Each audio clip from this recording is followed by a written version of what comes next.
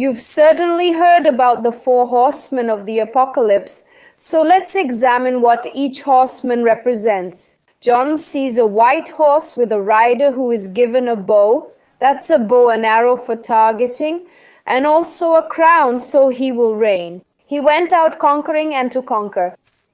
Does that mean he was victorious? Yes, because he waged war, and victory only comes through warfare. That's why he's mounted on a horse. In ancient times, horses were used for warfare as soldiers rode on horseback into battle. So when the Bible describes this being the Antichrist riding on a horse, he's bringing war, not peace. However, people fixate on the horse's color. Since it's white, they assume it represents peace. But the white horse actually signifies that the Antichrist belongs to a religion claiming to be peaceful while actually bringing war, Islam. In Islam, there's a prophecy about the coming of a Messiah. This Messiah in Islam is called the Mahdi. The Mahdi is prophesied to rule earth for 7 years, and for his reign to begin, Muslims must wage war against Jews. So because of this Islamic prophecy, the Antichrist is actually this Mahdi, supported by this religion that's bringing him to rule on earth. So who will worship this Islamic Antichrist?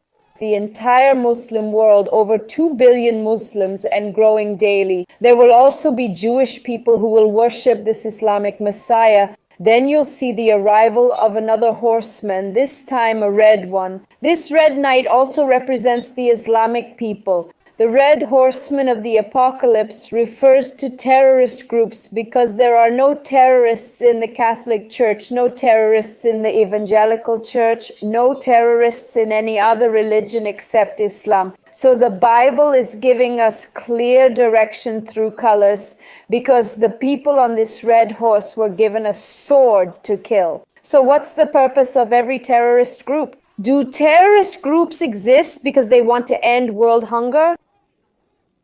No. Do terrorist groups exist because they want to create a better world? No. Terrorist groups exist because they want to wage war and kill people. So these terrorist groups are the horsemen of the apocalypse in red, and next we have the black horse.